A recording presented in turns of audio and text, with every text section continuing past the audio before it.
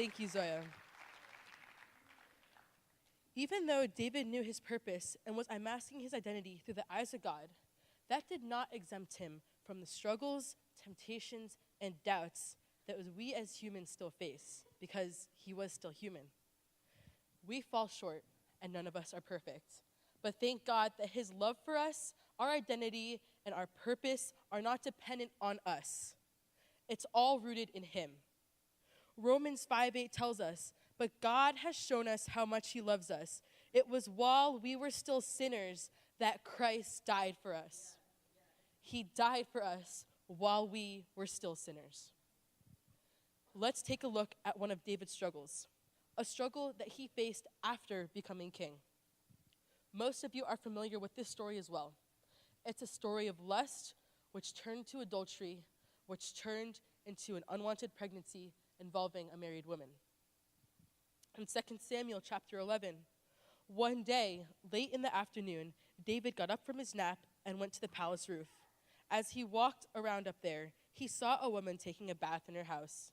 She was very beautiful. So he sent a messenger to find out who she was and learned that she was Bathsheba, the daughter of Elam and the wife of Uriah the Hittite. David sent her messengers to get her. They brought her to him, and he made love to her. Then he went back home. Afterward, she discovered that she was pregnant and sent a message to David to tell him. Uh-oh. That's not the end of the story, though, as many of you know. Let's continue a little further. In order to cover up the pregnancy, David called Bathsheba's husband, Uriah, home from battle and got him drunk, hoping that he would return home and spend the night with his wife, creating an acceptable reason for the pregnancy that didn't involve David. When this didn't work, David ordered his men to send Uriah to the front lines so that he would be killed. When we try to unmask our struggles, when we try to hide them, things often turn from bad to worse. And that's what we see in this part of David's story. He did not unmask his lustful thoughts, so no one held him accountable. Those lustful thoughts turned into adulterous actions, which he again tried to keep secret. All of that turned into a pregnancy that couldn't be kept a secret.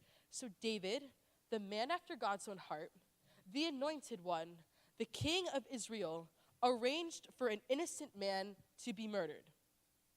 Now, personally, I've never murdered someone, but I have been a person who has worn many masks the past few years.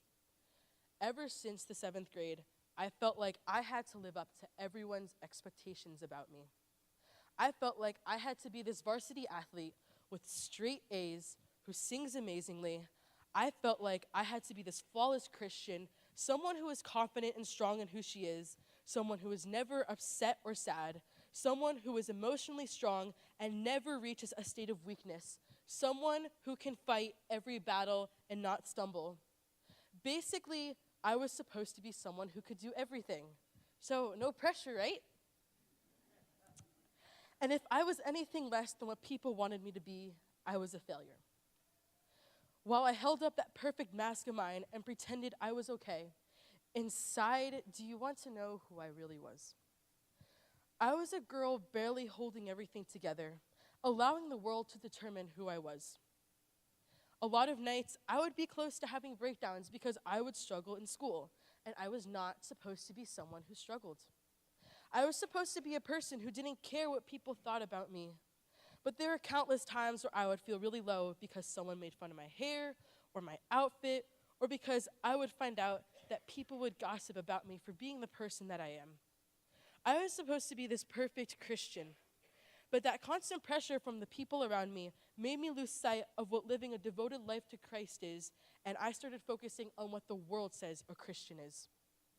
I was supposed to be someone who is not weak, but when my life took a turn for the worst a few months ago, I definitely did not feel strong.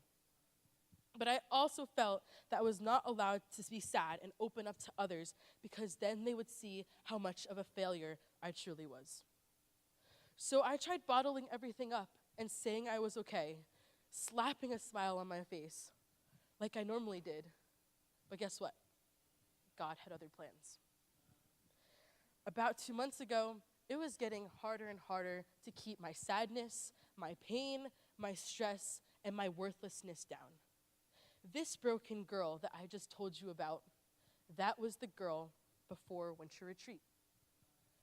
March 9th, 2019, the second night of winter retreat, the pastor was speaking about how we need to throw off all that we bottle up and all that hinders us and hand it to God in order to be able to walk in all the plans God has for us. I remember being at that altar and not being 100% ready to open up because I still felt like no one would look at me the same if they saw who I really was. But then the pastor said something at the altar, and I don't remember what he said exactly, but I remember feeling a crack inside my soul and thinking, oh no, God did it. Here come the waterworks. Now, I personally hate crying, but being able to gather my youth leaders down next to me and confess how I was truly feeling and being able to lay all those masks down at the altar was single-handedly the biggest weight ever lifted off of my shoulders.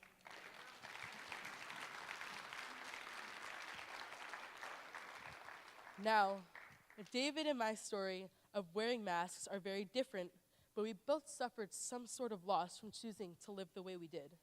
For me, I lost my time and I lost a lot of my energy from always wearing my mask. For David, however, his actions had slightly more serious consequences. For example, David's son, the baby Bathsheba was carrying, died. You see, David had been chosen to become the king of Israel because of how he sought after God and was faithfully obedient to him. But by so directly and intentionally going against the word of the Lord, David brought consequences upon himself. Consequences that would ultimately affect a part of his purpose. David's sons got caught up in sexual temptation, murder, and so many other mistakes, unfortunately following in some of David's own footsteps.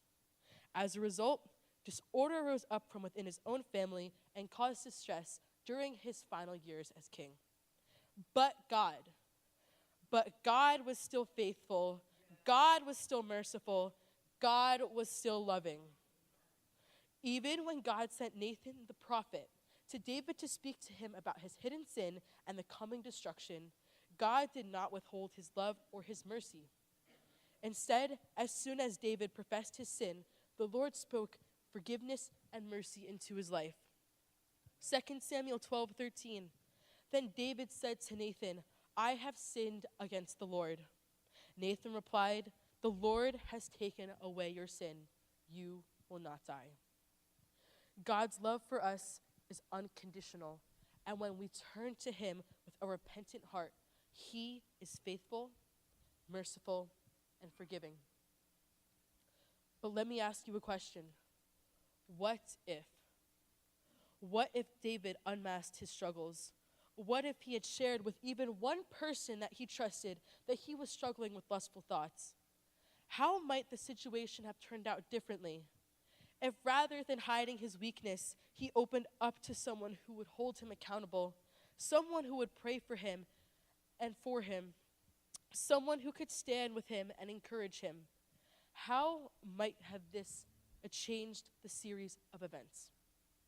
Galatians 6:1-2 states, brothers and sisters, if someone is caught in a sin, you who live by the Spirit should restore that person gently.